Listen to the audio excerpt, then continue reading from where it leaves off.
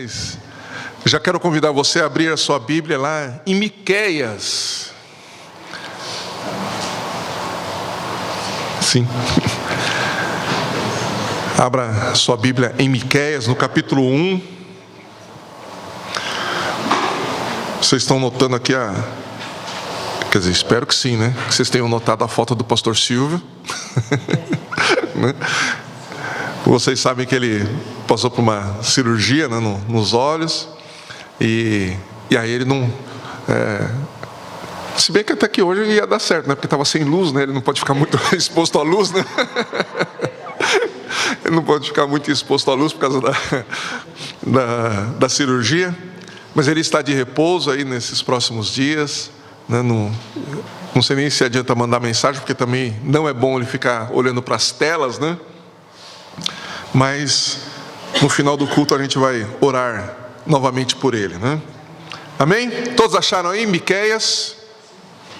No capítulo 1, nós vamos ler dos versos 8 ao 16. Estamos fazendo exposições aqui em todo esse livro, né, de Miqueias. Já começamos desde o versículo 1, já é a terceira semana que nós estamos nesse livro. E nós vamos ver o que Deus tem para nos dizer aqui nesses versos do 8 ao 16. Vamos ler. Miqueias capítulo 1, do verso 8 ao 16, diz assim: Por isso lamentarei e prantearei, andarei descalço e despido, farei lamentação como de chacais e pranto como de avestruzes, pois suas feridas são incuráveis, e o mal chegou até Judá, estendeu-se até a porta do meu povo, até Jerusalém. Não conteis isso em Gate, não choreis em Aco, revolvei-vos no pó em Bet-Leafra. Passa em vergonhosa nudez, ó moradora de Zafir. A moradora de Zanã não saiu. O pranto de Bet-Ezel tomará a vossa morada, pois a morada de Marote espera ansiosamente pelo bem, pois a desgraça desceu do Senhor até a porta de Jerusalém. Ata o cavalo ligeiro ao carro, ó moradora de Laques. Foste o princípio do pecado da filha de Sião, para a filha de Sião, pois as transgressões de Israel partiram de ti. Por isso darás presentes de despedida a Moresete e Gate. As casas de Aquisibe se tornarão engano para os reis de Israel. Ó moradora de Maressa, ainda trarei a ti aquele que te possuirá. A glória de Israel irá até Adulão, apara o cabelo e rapa a cabeça por causa dos filhos dos quais tens prazer. Aumenta a tua calvície como a águia, porque serão levados de ti para o cativeiro. Amém. Vamos orar mais uma vez. Senhor Deus bendito, nós te agradecemos por tua presença, pelo teu amor, pela tua graça abundante derramada sobre nós. Agora que nós lemos a tua palavra, pedimos que o Senhor nos ajude, iluminando o nosso entendimento, a fim de que a tua palavra, Senhor, possa também alcançar o nosso coração e nos quebrantar e nos levar a nos adequarmos à tua vontade, que é boa, perfeita e agradável. Que a tua graça, Senhor, seja derramada sobre nós enquanto meditamos na tua palavra, e que o Senhor nos transforme segundo a tua boa vontade. É o que nós te pedimos em nome de Jesus. Amém. Muito bem. Como eu disse, né, nós estamos aqui meditando em Miqueias. Miqueias, né, como nós já vimos, ele é um dos profetas menores, né? Não porque ele tem menor importância, mas é porque os seus escritos são mais curtos, né, em relação a outros. E é interessante porque Miqueias, né, como já foi dito aqui há semanas atrás, Miqueias ele é contemporâneo de alguns outros profetas, né? Por exemplo, enquanto Miqueias, né, ele era da cidade de Moresete, como nós vimos no verso 1, enquanto ele profetizava em Judá, né, no sul, incluindo também Samaria, Isaías profetizava também em Judá, né? Mas principalmente ele pregava ali e profetizava em Jerusalém. Oséias profetizava em Israel, tudo mais ou menos na mesma época, né? Oséias profetizava em Israel. Um pouco antes disso, o profeta Amós também profetizava em Israel, mas mais especificamente na cidade de Betel e também em Samaria. Jonas, né, ele é do mesmo século ali, mas ele, como nós bem conhecemos a história, ele foi levado para profetizar lá em Nínive, né? Isaías também era contemporâneo e ele profetizava tanto em Judá como em Jerusalém, não simultaneamente com Amós, mas ele também era da mesma época ali, né? Então todos esses profetas, eles eram contemporâneos, né? Miqueias, ele está mais próximo, né, de Isaías, inclusive profetizando sob o reinado de 3 dos mesmos reis, né? Jotão, Acás e Ezequias. Eu estou trazendo isso porque é importante nós percebermos que Deus, como sendo o sujeito da história, como sendo aquele que conduz toda a história, Deus como sendo aquele que conduz e estabelece a redenção do seu povo, ele levanta profetas de diferentes contextos e em diferentes contextos, com o propósito de chamar o povo, o seu povo, o povo da aliança, para o arrependimento. E ele, o próprio Deus, né, como eu disse, né, sendo o sujeito da história da redenção, ele chama o seu povo para apontar para o Redentor prometido. Então, em todos os contextos, a gente percebe claramente isso, observando todos esses profetas, que cada um estava num lugar. Miqueias, ele era mais do interior, né? A gente pode dizer que ele era da região rural, né? E sendo da região rural, Deus o levanta para profetizar ali. Isaías está mais lá próximo dos reis, né? Próximo ali da cidade, vamos dizer assim, né? Do centro da cidade, e está profetizando ali. E nós vemos os profetas, Deus levantando profetas em várias regiões, em várias situações, alcançando várias classes de pessoas, para que todos pudessem ser alcançados de fato pela sua palavra, pudessem então serem redimidos e pudessem olhar para o Redentor que haveria de vir. O que nós podemos perceber em toda a história da Bíblia e também hoje, é que Deus fala o tempo todo, e com todas as pessoas. Deus fala de dia, Deus fala de noite, Deus fala no campo, Deus fala na cidade, Deus fala com o pobre, Deus fala com o rico, Deus fala com aquele que é nativo da cidade, fala com o estrangeiro, Deus fala com o seu povo, e também Deus fala com o incrédulo. Deus fala com tudo, com todas as pessoas, em todos os lugares, em todo o tempo. Quando nós olhamos e vemos então todos esses profetas, né, sendo levantados e falando e profetizando, o que nós precisamos atentar é que Deus está falando. Deus está falando. E se ninguém falar, o que Jesus disse? As pedras clamarão. Por quê? Porque a palavra de Deus está sendo pregada. Deus está, como eu disse, Deus está falando. E em todo o livro aqui de Miqueias, né, o que nós percebemos? Que são... O livro todo ele está dividido em 3 grandes partes. Nós estamos ainda na primeira parte. E cada uma dessas 3 grandes partes começa com o quê? Com ouvir. Ouvir o quê? Ouvir a palavra do Senhor. O que as Escrituras nos mostram? Tanto no Antigo como no Novo Testamento. Aquele que... na verdade, a Bíblia nos chama para ouvirmos a voz do Espírito. Nós temos que ouvir a voz do Espírito. O que o Espírito está falando às igrejas, não é isso que nós vemos no Novo Testamento, em Apocalipse? Ouvir o que o Espírito diz às igrejas. O que foi que Deus disse acerca de Jesus, quando Jesus estava ali naquele monte da transfiguração? Esse é o meu filho amado, em quem eu tenho muito prazer. A Ele ouvi. E quem está falando? Quem é que fala na Bíblia? É o próprio Jesus. Jesus é a palavra falada. Jesus é a palavra falada. E nós temos que parar para ouvir o que Ele está dizendo. Nós temos que ouvir o que Deus está falando conosco. Agora, voltando para os profetas, né? Quando você pensa num profeta no Antigo Testamento, quando você olha para os profetas, né? Qual a imagem que você tem, né? Se você estivesse lá no Antigo Testamento, e aí aparece um profeta falando, como que você imagina que o profeta chega falando? Você certamente, eu imagino o profeta chegando e falando assim, porque Deus está falando, porque você isso, porque você aquilo, né?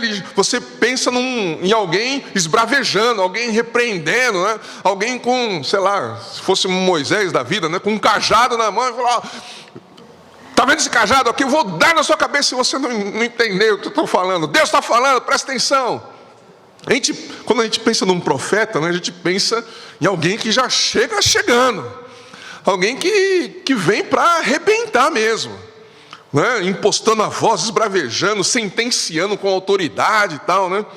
Mas Miqueias parece que não segue muito por esse estereótipo. Ele não é um profeta que chega esbravejando, ele não é um profeta que chega repreendendo.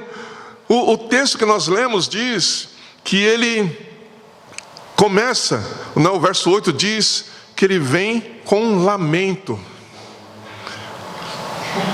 E o lamento é diferente de murmuração. Eu quero fazer essa distinção aqui. Por quê?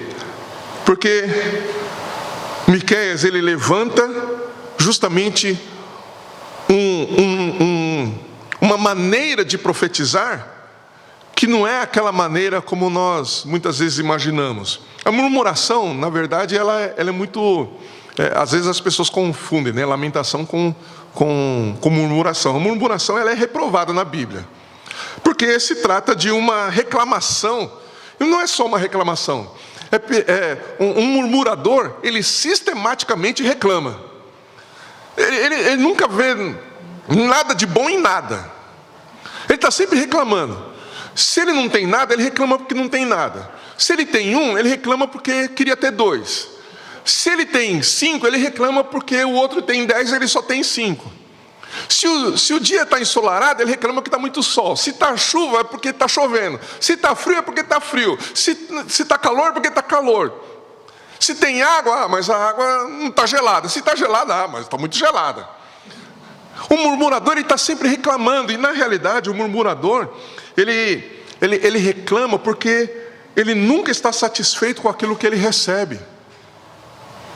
Ele nunca está satisfeito. Um murmurador, ele é alguém que sempre quer que os seus desejos e os seus anseios carnais sejam satisfeitos, mas ele nunca está satisfeito com nada.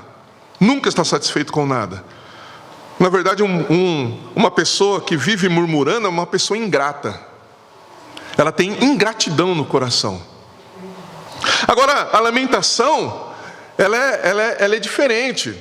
A lamentação, ela é biblicamente recomendada, né? E a lamentação, ela é motivada pela percepção, e isso que eu quero que você preste bastante atenção, porque Miqueias é um profeta que traz um lamento. Ele traz toda a sua profecia é um lamento. E a lamentação, como eu disse, ela é recomendada porque ela é motivada pela percepção de afastamento espiritual de Deus como consequência do pecado. Então, quando alguém percebe que há um afastamento espiritual de Deus por causa do pecado, ela lamenta. A lamentação, ela, diferente, né, da ingratidão, ela tem essa percepção de que pessoas estão longe de Deus.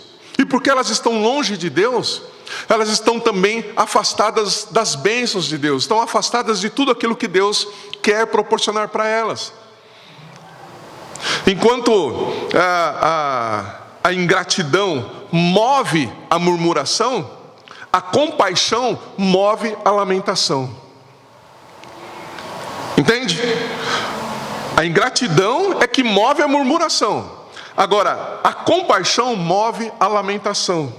A lamentação é uma dor profunda e uma tristeza também profunda por ver o povo afastado espiritualmente de Deus, por ver a prática do pecado normatizada, incentivada, e por ver as consequências do pecado em uma pessoa, em uma família, em uma nação e até em toda a humanidade.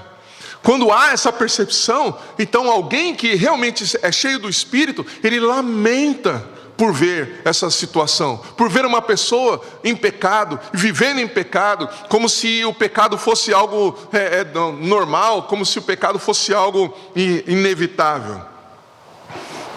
Nós vemos nas Escrituras que Paulo traz essa distinção também, né, mostrando que a tristeza, segundo Deus, ela vai produzir o quê? Arrependimento.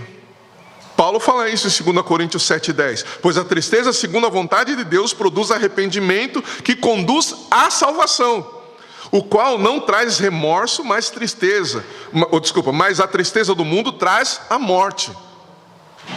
Então o Espírito Santo inspirou, se a gente olhar para as Escrituras, né, como um todo, nós vamos ver que o Espírito Santo inspirou um livro inteiro, que é chamado de Lamentação. Por quê? Porque justamente esse livro, né, de Lamentações expressa essa tristeza causada por ver o pecado e o afastamento de um povo que estava vivendo longe de Deus. Mas também nós vemos ecos de lamento nos salmos, existem salmos de lamentação. Se nós olharmos para o livro de Abacuque, o livro de Abacuque também é um livro que traz lamentações. E nós precisamos perceber na nossa própria vida que talvez nós estejamos mais próximos da murmuração do que da lamentação. A gente reclama mais do que nós nos achegamos diante de Deus e clamamos em favor daqueles que estão em pecado para que eles se arrependam. Talvez nós estejamos vendo as pessoas e o mundo vivendo em pecado já de uma forma tão normal para nós, que a gente fala assim, tudo bem, é assim mesmo, né? Fazer o quê? Jesus disse que essas coisas iam acontecer, ok, é verdade, Jesus disse que essas coisas iriam acontecer.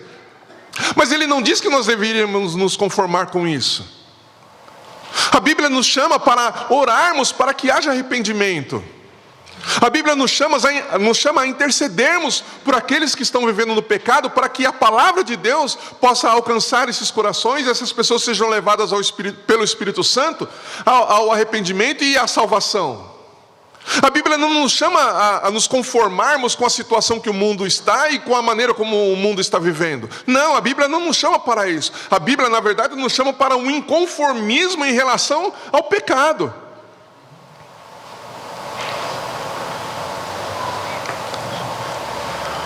Nós precisamos lamentar mais, porque a lamentação, ela, como eu disse, ela é justamente essa expressão de tristeza diante de Deus que nós devemos ter por causa da condição que o mundo está. E na verdade a lamentação, ela talvez para alguns seja uma surpresa o que eu vou falar, mas a lamentação, ela é também uma expressão de fé. Mas ela é uma expressão de fé diante do sofrimento e do pecado. Ao percebermos o pecado, ao percebermos o sofrimento que o pecado traz sobre uma pessoa, sobre uma família, sobre uma nação, nós nos voltamos para Deus, clamando a Ele, lamentando pelo que nós vemos, mas ao mesmo tempo, ao nos dirigirmos para Deus, nós sabemos que Ele pode mudar a situação dessas pessoas, dessas famílias e dessas nações. Por isso ela é uma expressão de fé. Calvino, ele disse, a lamentação é a linguagem da fé ferida, mas ainda crente. E qual é a mensagem então de Miqueias em tudo isso? As notícias que Miqueias tem para dar para Samaria e para Judá não são boas nem agradáveis para os seus ouvintes. Por quê? Porque mostrar as consequências do pecado e como ele ofende a Deus não é agradável. Imagina, você chega num lugar onde as pessoas estão absolutamente em pecado, mas estão ali aparentemente felizes. Aí você chega lá com uma mensagem falando: olha, vai todo mundo para o inferno se continuar dessa forma. É agradável? Não é agradável. Miqueias tem essa mensagem que não é agradável para quem o ouve. Mostrar como o pecado traz prejuízo para a vida espiritual, para a vida emocional e até mesmo para a vida física, também não é agradável. Mas esta era a mensagem que Miqueias tinha para trazer. E também, esta é a mensagem e o teor do Evangelho. O Evangelho também tem essa mensagem, porque o Evangelho mostra a condição pecaminosa da humanidade. O Evangelho mostra como o homem pecador ofende a Deus, o torna inimigo de Deus, e o Evangelho mostra como o pecado condena o pecador ao inferno. Mas as notícias do Evangelho também não param por aí, não param mostrando somente isso. Porque o Evangelho mostra que Cristo veio para salvar o seu povo. O Evangelho mostra que o caminho do arrependimento é o caminho que o Espírito Santo conduz aqueles que ele alcança.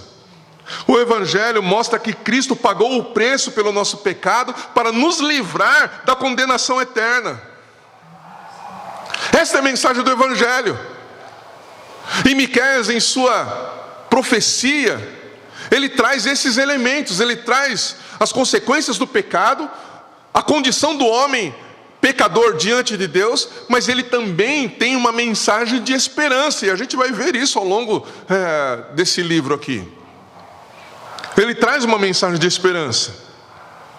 E se nós pensarmos propriamente, né, no que Miqueias trouxe nesse trecho que nós lemos, e pensando nesse contexto do que é a lamentação, de como Miqueias profetiza, a gente percebe que Miqueias, em seu lamento, ele profetiza não como alguém que vem raivoso, mas ele profetiza com lágrimas escorrendo em seus olhos, em seu rosto. Ele profetiza com profunda e inconsolável tristeza, compaixão e dor. As suas duras palavras apontam para a misericórdia de Deus, mas ele está chorando, ele está pranteando. Miqueias, diz o texto, né, que ele anda descalço e nu, e provavelmente realmente de forma vergonhosa, né?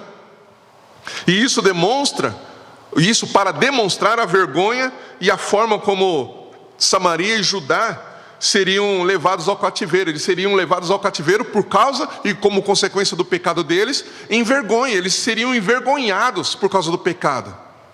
Eles seriam dominados pelos seus opositores e seriam levados como escravos. E isso em profunda vergonha.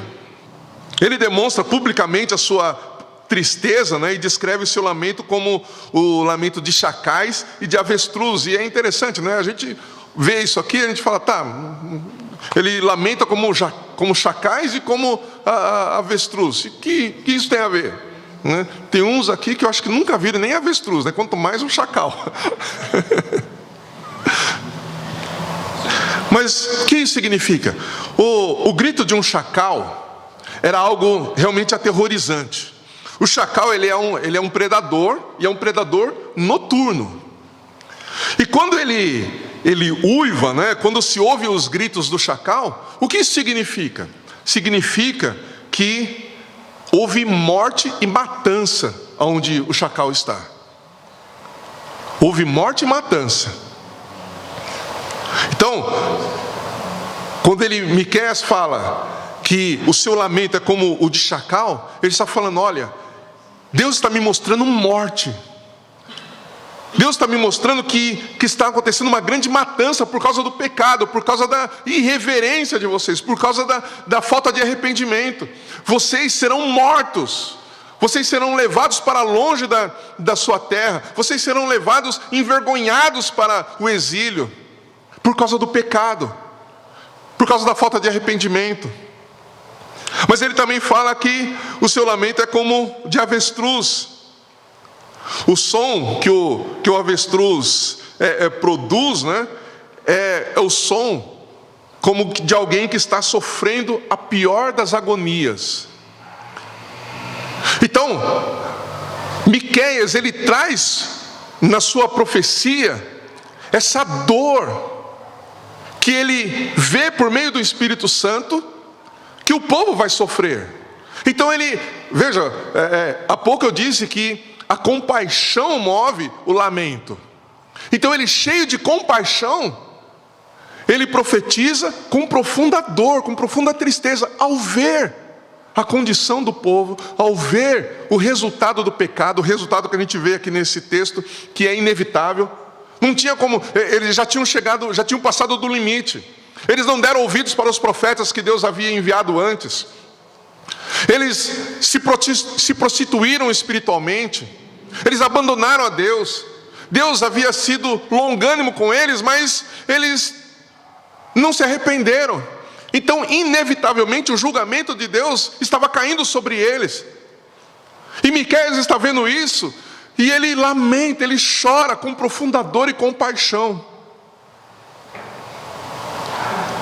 Esse lamento de Miqueias se dá justamente por conta disso, porque o povo, no tempo do rei Ezequias, por exemplo, se afastou de Deus e não deu ouvidos à sua palavra. E mais uma vez eu digo, o que as Escrituras nos dizem? Se hoje ouvirdes a palavra de Deus, o que nós devemos fazer? Nos arrependermos. Precisamos nos arrepender. Mas seu lamento não foi somente sobre Judá, que era onde ele vivia, era também, inclusive que Judá estava prestes a ser dominada pela Assíria, né? O seu lamento também foi por Samaria. E por que é importante nós falarmos de Samaria? Veja que Samaria estava num outro reino, nessa época, né? Só trazendo um pouquinho antes de contexto aqui. Nesse período, o reino de Israel estava dividido, né? No norte e no sul. Judá estava ao norte, né? E Israel, Jerusalém, estava mais ao sul. E Samaria, ali era a capital na época de Jerusalém, né? E Miqueias, ele não está em Samaria, ele está lá em Judá.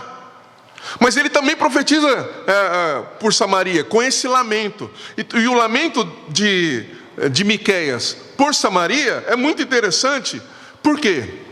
Porque Samaria, num determinado momento, foi usado por Deus para julgar Judá. Só que Samaria, em um dos seus atos, né, contra o povo de Judá, ele foi muito além daquilo que Deus havia determinado. Samaria matou, Samaria escravizou pessoas, Samaria foi muito cruel, o povo de Samaria foi muito cruel com o povo de Judá. E esse também é um dos motivos que fizeram multiplicar, né, a rivalidade, né, com os samaritanos, né? Então, eles indo muito além do que Deus havia determinado, né, sendo cruéis de fato com o povo de Judá, fazendo-os sofrer além daquilo que Deus havia determinado. O que seria natural, por exemplo, para Miqueias, né? Agora que ele vê que Samaria está debaixo do juízo de Deus, como consequência também dos pecados que Samaria havia cometido. Senaqueribe, né, que era o rei da Síria, havia dominado ali aquela região, estava avançando em relação a Judá, mas Samaria já estava escravizado, né? Estava sendo levado para o exílio. E o ponto que nós precisamos destacar aqui é justamente, em primeiro lugar, ou trazendo novamente, né, que o pecado tem consequências. Samaria pecou e agora e não se arrependeu, e como consequências ele estava sendo levado como escravo para a Síria. E o pecado, ele precisa ser tratado, mas não como algo que acontece simplesmente. O pecado precisa ser tratado como pecado e não pode ser relativizado. A gente não pode relativizar o pecado. Não, agora os tempos são outros, aquilo que não podia antes, agora pode. Não, pecado é pecado. Pecado é uma ofensa a Deus. E quando nós não vivemos de acordo com o que a palavra de Deus nos diz, Se nós não nos arrependemos, nós estamos debaixo da condenação e da ira de Deus. O Deus de amor é o Deus justo. E nós não podemos esquecer disso. O pecado é coisa séria, e as suas consequências, elas podem ser, as suas consequências não podem ser amenizadas. As consequências do pecado não podem ser amenizadas por causa dos tempos que nós estamos vivendo. Porque o pecado é coisa grave. O pecado traz consequências profundas.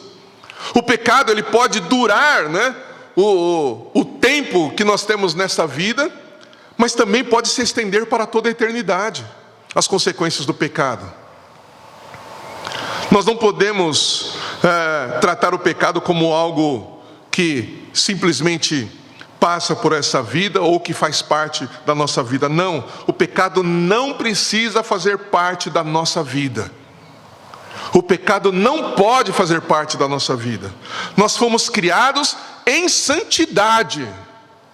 Nós fomos criados em santidade. Adão e Eva foi criado em santidade. Após a queda, nós fomos comprados pelo preço de sangue, e em Cristo nós fomos novamente santificados para vivermos em santidade. Então o pecado não precisa fazer parte da nossa vida, e não pode fazer parte da nossa vida. O pecado não pode ser aceito como normal, e nem ter espaço em nossa nova natureza. Nós fomos chamados a uma vida de arrependimento contínuo, como diz o Catecismo de Heidelberg nas perguntas 88 até 90. Mas a santidade, ela flui da graça de Deus e não do nosso esforço moral. Então não é uma questão de nós melhorarmos moralmente para nós vivermos em santidade. Não, nós estávamos estudando há pouco sobre isso, sobre a justificação. A justificação é um ato de Deus, exclusivo de Deus, independe daquilo que a gente faz. Ele age no coração de quem recebe o Evangelho. O Espírito Santo age no coração de quem recebe o Evangelho, conduz ao arrependimento, e uma vez que a pessoa se arrependeu, pediu perdão dos seus pecados e creu em Jesus, ela está justificada diante de Deus. Nós ainda vamos estudar, na EBD, a santificação, ela também acontece imediatamente, mas ela passa por um processo, e nós vamos ver isso. Mas a questão é que, uma vez que nós cremos em Jesus, nós já estamos justificados diante de Deus. E é para isso que o Senhor nos chama. O Senhor nos chama para a santidade, porque a santidade flui da graça de Deus e não do nosso esforço moral. Agora, pensando no que o povo de Samaria fez com os que moravam na região ali de Miqueias,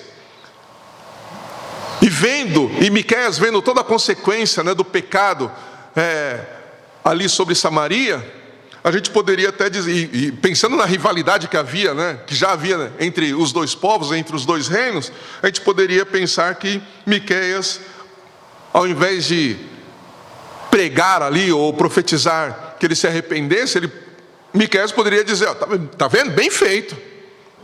Você plantou, agora está colhendo. Isso que dá você ser um pecador, isso que dá você não amar, isso que dá você julgar as pessoas. Está vendo? Ele poderia chamar a atenção do seu povo ali em Judá e dizendo: olha lá, está vendo? Olha o que eles fizeram. Deus está nos honrando, porque agora Samaria está sofrendo, Samaria está sendo levado para o exílio.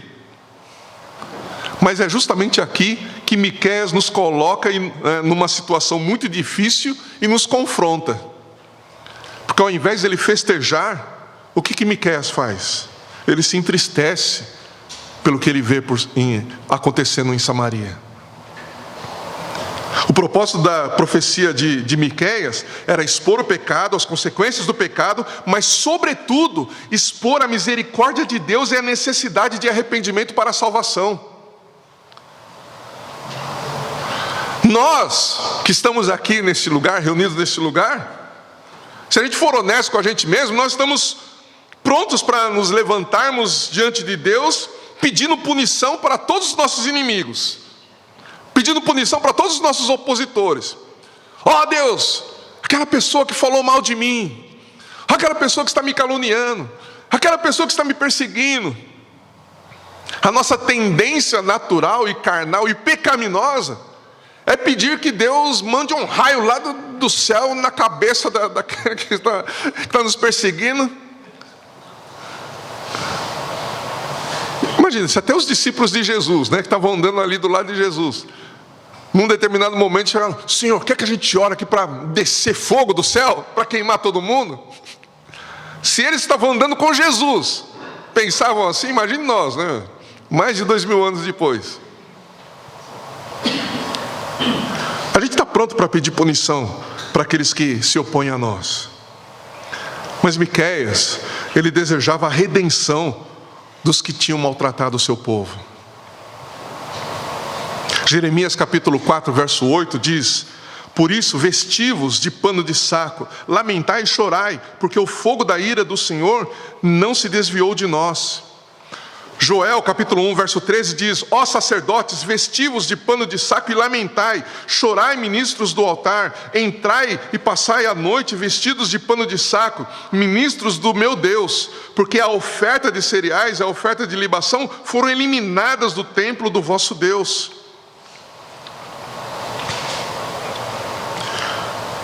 Miqueias fala das consequências do pecado, mas ele tem a intenção no seu coração de que as pessoas se arrependam. Judá achava que as coisas que estavam acontecendo com Samaria não aconteceriam com eles. Mas Miqueias diz, a partir do verso 9, que as coisas que estavam acontecendo com Samaria também iriam acontecer com Judá.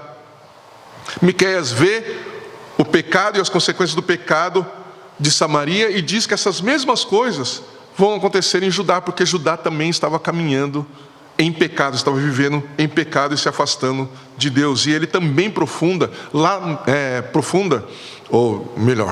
e ele também lamenta profundamente, invertendo as palavras aqui, ele lamenta profundamente pelo que ele também vê em Judá. E isso se assemelha muito com o que Jesus fez.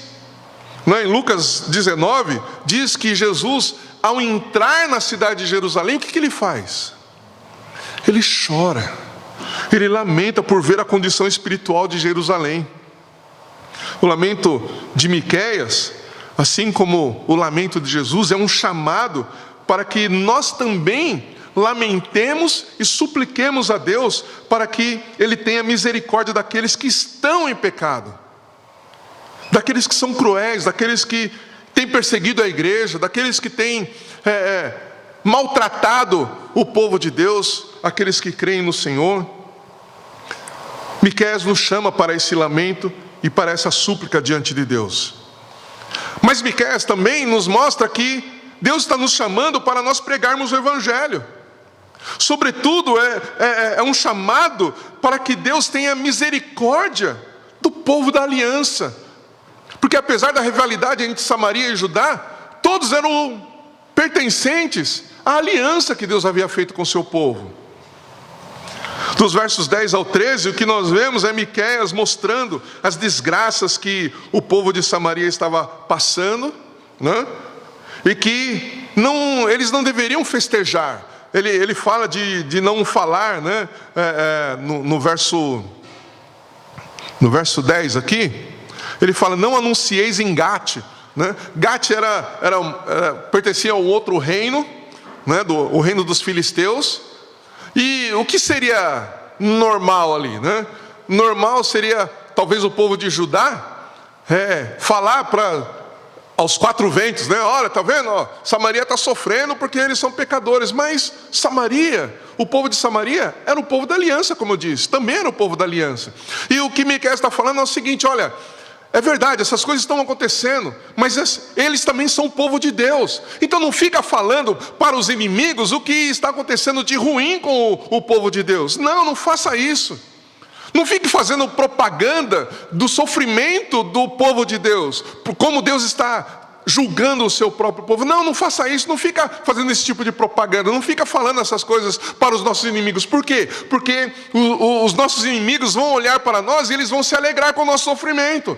Eles vão se alegrar com o sofrimento do povo de Israel.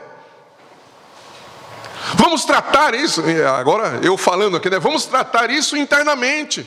Vamos lamentar, vamos exortar uns aos outros, mas vamos tratar isso internamente, para que internamente nós sejamos curados, para que internamente nós sejamos levados ao arrependimento, e o Senhor então nos purifique, para que então nós possamos de fato mostrar ao mundo a graça de Deus e a misericórdia de Deus. O mundo tem que olhar para nós que somos cristãos e ver a misericórdia de Deus, e ver a graça de Deus derramada e fluindo entre nós. Não foi assim com a igreja primitiva? Aqueles que não criam em Deus olhavam para a igreja e caíam na graça. Eles falavam: puxa vida, esse povo realmente é diferente. Olha como eles são felizes, apesar das dificuldades que eles vivem, olha como eles são felizes. Eles iam conquistando as outras pessoas, não só pelo modo de vida que eles viviam, sobretudo, principalmente pelo evangelho pregado, mas as pessoas olhavam para eles e viam o amor de Cristo fluindo entre eles. E é isso que o mundo precisa ver ao olhar para a igreja de Cristo. O mundo não precisa, o mundo naturalmente eles já nos criticam. Eles não precisam ouvir de nós críticas sobre nós mesmos. Nós nos exortamos, nós nos corrigimos. A Bíblia fala isso, que nós devemos fazer isso. Mas nós devemos fazer isso da nossa comunhão, através da palavra de Deus. Mas quando o mundo olhar para nós, tem que nos ver como um povo redimido, como um povo justificado por Cristo, como um povo que está sendo santificado, para que eles possam crer. Não foi o que Jesus ensinou? Que na sua oração lá em João 17, Pai, que eles sejam um, para que o mundo, ao olhar para eles, creiam que Tu me enviaste. O mundo tem que olhar para a igreja e ver que há uma unidade em nós, não gerada pelo nosso próprio esforço, mas gerada pelo próprio Espírito Santo, como nós já estudamos lá em Efésios. O Espírito Santo é quem gera essa unidade entre nós, e nesta unidade, quando o mundo olha para essa unidade gerada pelo Espírito Santo, então eles vão crer que Jesus foi enviado pelo Pai. Eu já estou terminando aqui. Então, Miqueias fala que essas coisas não deveriam ser propagadas dessa maneira. Ele fala das calamidades que chegariam em Judá, e ele faz aqui alguns jogos de palavras, né, com as cidades. Ele cita 10 cidades aqui. Ele vai fazendo um jogo de palavras aqui. Eu quero falar rapidamente, né, sobre esse jogo de palavras, né, que ele usa para profetizar. Ele, por exemplo, quando ele fala de Gat, né, Gat significa anunciar, né? E o que ele diz? Ele diz então que essas coisas que estavam acontecendo não deveriam ser anunciadas em Gat, como eu disse. Gat é uma cidade ali dos filisteus. Ele fala de Bet-Leafra, que quer dizer casa do pó. E na sua profecia, Miqueias diz que o povo deveria então se revolver na poeira como um sinal de tristeza e luto. Zafir significa agradável, bela, né? Ou vista, ou uma vista esplêndida. Mas eles não deveriam, não teriam mais essa aparência agradável, né? Por causa do pecado. Então, Miqueias vai fazendo um jogo de palavras com o que significa cada cidade, com aquilo que iria acontecer, né? Então, no caso de Zafir, que significa agradável, bela, ou vista com uma vista esplêndida, ele fala que essa beleza seria transformada em vergonha, e a graça transformada em desgraça. Zaanã significa sair, mas o povo não poderia sair por causa do perigo. Eles estavam ali, né? Se o povo de Judá saísse ali, se o povo de Zaanã saísse, eles estavam correndo perigo. Bet-Ezel significa casa da extração, de modo que eles seriam extraídos da sua terra para o exílio. Marote significa amargura, né? E a cidade sofreria amarga calamidade. Laquis significa cidade da corrida ou cidade dos cavalos, né? Era uma cidade militarmente bem fortificada, mas o julgamento, né, de Deus sobre essa cidade faria com que todo esse poderio militar não adiantasse de nada. As forças militares de Laquis não seriam suficientes para derrotar a força militar dos inimigos. Moreset Gat, que significa noiva de Gat, né? Essa cidade, ela não mais pertenceria, vamos dizer assim, ao seu noivo, né? Mas sairia da sua casa e passaria a ser dos seus invasores. Aquizib significa fonte mentirosa ou local de engano, né? E essa é uma palavra usada especialmente numa pequena, ali naquela região, né? Que significa pequenos riachos, né? Que dependiam justamente das chuvas, né? Para ter água. E muitas vezes enganavam, esses riachos aí enganavam, né, as pessoas que estavam com sede, porque viam ali um caminho, né, por onde as águas passavam, e iam lá para beber água e não tinha água, né? Então eles não podiam saciar a sua sede, né? Por fim, temos Maressa, né, que significa cidade de conquista ou cidade hereditária. E a cidade foi conquistada pelo inimigo, né? Então essa cidade, o nome que significa cidade de conquista, seria conquistada. Então, em tudo isso, nós vemos justamente a consequência do pecado, que traz sofrimento para as pessoas que pecam e para aqueles que estão próximos também, para a família, para a cidade e para a nação. E, por fim, né, nos versos 15 e 16, Miqueias, ele mostra, né, que em sua mensagem, que Samaria e Judá, eles inevitavelmente seriam levados cativos. Por isso, ele fala aqui, né, que eles não deveriam, o povo de Judá, por exemplo, não deveria triunfar sobre a desgraça que já estava acontecendo em Samaria, mas que eles deveriam lamentar, deveriam orar, deveriam clamar ao Senhor para que houvesse arrependimento. Mais uma vez, Miqueias chama o povo ao arrependimento aqui nesses dois últimos versos que nós lemos, né, diante do pecado e das inevitáveis consequências dele. E algo que eu quero que você guarde no seu coração: anunciar o julgamento de Deus com o propósito da redenção é uma profunda expressão da graça de Deus. Vou repetir: anunciar o julgamento de Deus com o propósito da redenção é uma profunda expressão da graça de Deus. E nós precisamos levar a sério os alertas de Deus contra o nosso pecado, porque Ele quer nos corrigir, Deus quer nos conduzir ao arrependimento e nos purificar.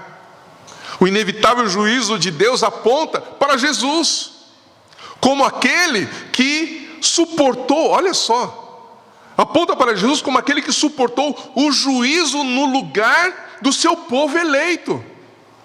Então, se Samaria e Judá estavam sofrendo ali por conta dos seus pecados, agora Jesus é quem sofre em nosso lugar. Dessa forma, nós vemos aqui como Miqueias lamenta o juízo merecido, mas nós vemos também como Deus não deixa de julgar, e vemos como Cristo sofre o juízo no nosso lugar. Cristo é o verdadeiro Miqueias, o profeta que não apenas lamenta pelo pecado do povo, mas toma sobre si o castigo desse povo, como diz Isaías 53.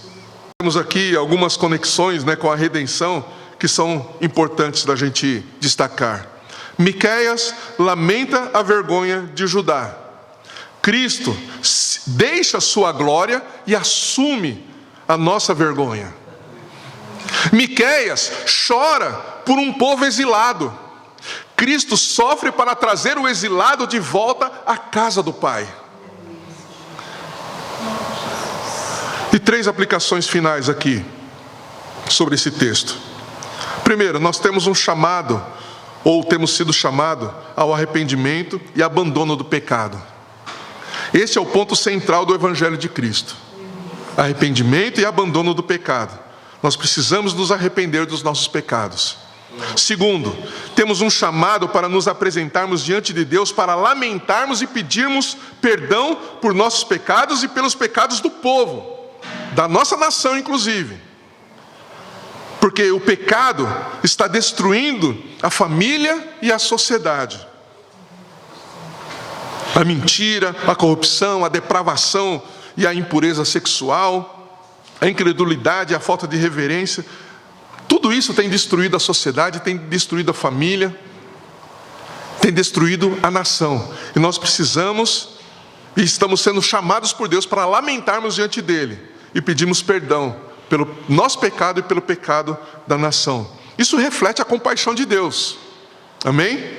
E em terceiro lugar, temos um chamado a uma esperança, que é uma esperança escatológica, que diz respeito ao fim. O Deus que julga é o mesmo Deus que restaurará plenamente o seu povo em Cristo Jesus. A gente vai ver isso no capítulo 4, mas também a gente vê isso em Apocalipse. Miqueias, apesar de todas as lamentações pelo julgamento de Deus, ele tem uma mensagem de esperança para o povo que está sofrendo, tanto os que já estão no cativeiro, como aqueles que serão levados para o cativeiro. O lamento então de Miqueias nos chama para nós chorarmos pelo pecado, não pelo castigo, mas pelo pecado. Porque às vezes a pessoa chora por causa do castigo, mas não quer abandonar o pecado. Nós temos que chorar por causa do pecado. O lamento de Miqueias nos chama para nós, de fato, vivermos uma vida de santidade. O lamento de Miqueias, no meio da dor, do sofrimento e do julgamento de Deus, nos traz também uma boa notícia. Porque Miqueias tem uma boa notícia, e é a notícia da esperança no Messias. E essa mensagem que Miqueias tem é um evangelho, que é a boa notícia. Samaria e Judá, qual era essa mensagem de esperança? Qual era esse evangelho que Miqueias estava trazendo ali ao profetizar? Samaria e Judá, se arrependam, o seu Redentor virá, ele te comprará de volta e você será dele. Deus julgou Samaria, ou melhor, Deus que julgou Samaria é o Deus que prometeu restaurar Sião. Porque o nosso lamento denuncia o pecado e chama as pessoas ao arrependimento para a salvação. Amém? É isso que eu tinha para compartilhar com vocês. Quero convidar você a fechar seus olhos, nós vamos orar e pedir que Deus nos ajude, que o Senhor nos abençoe. Senhor Deus bendito, obrigado pela Tua palavra, obrigado porque em meio a tanto sofrimento e julgamento pelos nossos pecados, o Senhor nos chama para lamentarmos diante de Ti por nossas vidas e também em favor das nossas famílias e daqueles que fazem parte da nossa nação. Que nós, ó Senhor, não venhamos a tripudiar sobre as consequências do pecado que as pessoas estão recebendo, mas que nós possamos clamar em favor delas. Que haja arrependimento, Senhor, sim, que possamos clamar por arrependimento e transformação de vidas. Que aqueles que estão em pecados, ó Senhor, sejam alcançados pela Tua graça transformadora e sejam redimidos pelo sangue de Cristo. Que nós, ó Pai, tenhamos a verdadeira mensagem do Evangelho, que denuncia o pecado, que mostra as consequências do pecado, que mostra a condição do homem diante de Deus, mas que também tem uma boa notícia, a notícia da redenção em Cristo Jesus. Espírito Santo, que esta mensagem e a maneira como Miqueias transmite essa mensagem, lamentando, possa conduzir também os nossos corações em lamento, Pai. Que nós não nos conformemos com o pecado, com o nosso pecado e nem com o pecado da nação. E clamemos a Ti, para que haja um verdadeiro arrependimento. E que o Senhor traga um verdadeiro avivamento sobre as nossas vidas, sobre a nossa casa, sobre a nossa sociedade, sobre esta nação, ó Pai, sobre a humanidade, Deus. Em nome de Jesus, em nome do Senhor Jesus Cristo, Pai.